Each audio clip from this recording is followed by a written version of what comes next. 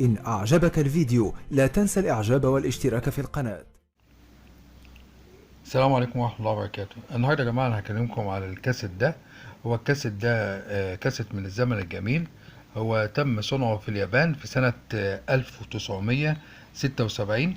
وطبعا هو بالحالة دي يعتبر نادر جدا، لأنه طبعا احنا بنتكلم على حاجة بقالها داخلة على 70 سنة هي.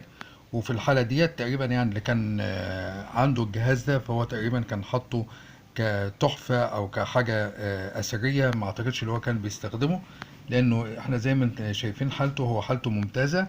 هو فيه 4 موجات، في MW اللي هي الموجة المتوسطة، والموجة القصيرة 1 و2 و3. والجهاز فيه سماعتين هم زي ما احنا شايفين، سماعة كبيرة وسماعة صغيرة. والجهاز بيشتغل جميع انواع الشرايط اللي هي الفركروم والكروم واللي هي النورمال اللي هي العادية. الجهاز الموديل اللي هو ناشونال باناسونيك R5410B.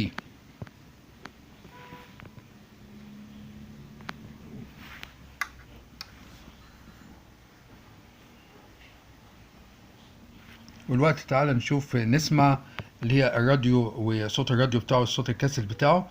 وطبعا الجهاز ده يعتبر من هو من انتاج فاخر، لانه هو فيه كان ايام اللي هي صناعة الجهاز ده ما كانش لسه تم اختراع اللي هو الاي سي، فكان لسه بيشتغل بالترانزستور. وطبعا احنا زي ما احنا عارفين لكل ما كتر عدد الترانزستورات في الراديو كل ما كانت الجودة بتاعته عالية، وكل ما كانت درجة او قوة استقبال الموجات اقوى.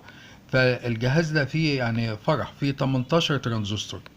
فعشان كده الموجة الام دبليو احنا هنا طبعا عندنا في المدينة بتاعتي ما بيستقبلش الموجة الام دبليو، لان كان في اريال بتاع استقبال الموجات هنا بتاعت الموجة المتوسطة والشال. فطبعا الاستقبال ضعيف جدا بالموجة في الموجة المتوسطة. تعالوا دلوقتي نشوف ده هيستقبلها ازاي، وبرضه نسمع صوت الكاسيت. ده زي ما احنا شايفين في حالة يعني ممتازة.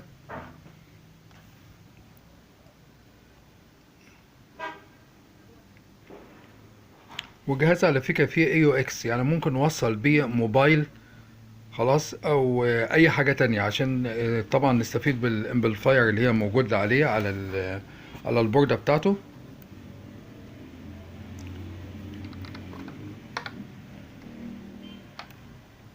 ووزنه حوالي 6 كيلو جرام. طبعا يعتبر تقيل جدا بالنسبة لحجمه. والوقت نسمع صوته.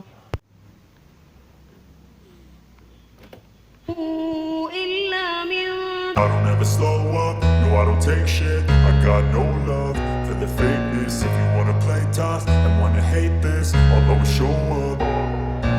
I don't ever slow up, no I don't take shit. I got no love for the fakeness. If you wanna play tough and wanna hate this, I'll always show up and make a statement. I don't ever slow up, no I don't take shit. I got no love for the fakeness. If you wanna play tough and wanna hate this, I'll always show up and make a statement. Everything I do so instinctive and so passionate. Every word I move so descriptive like an adjective. I got a vendetta against people who patented. الله العظيم.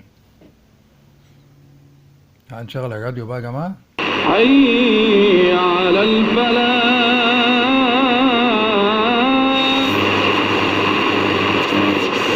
Здесь все-таки большинство и манипуляций, и лечебных лекарственных процедур, они по западу. دي اذاعه روسيا يا جماعه. طبعا الام دبليو عندنا هنا ده يعتبر طبعا استقباله قوي جدا، لان هنا هو ما بيجيبش حاجه عندنا خالص. وبعدين بالاضافه اللي فيه فوق كمان اريال بتاع موبينيل، فده طبعا لو ده اللي فيدل على ان استقباله غير طبيعي، اللي هو يقدر يستقبل اللي هي الام دبليو هنا ويستقبل روسيا كمان. Скажем так, не любой вопрос, но я все равно задам. Сейчас ведь вот дам много таких женщин, простите.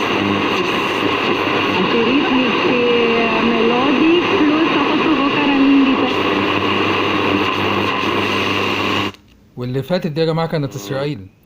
طبعا في مدن تانية غير المدينة بتاعتي هنا هيبقى طبعا الإرسال بتاعه خطير، يعني الاستقبال بتاعه هيبقى خطير. ودي كانت نهاية الفيديو بتاعنا يا جماعة. يا ريت ما تنسناش الاشتراك والمشاركة والإعجاب، واشوفكم في فيديو جديد مع حاجة جديدة، والسلام عليكم ورحمة الله وبركاته.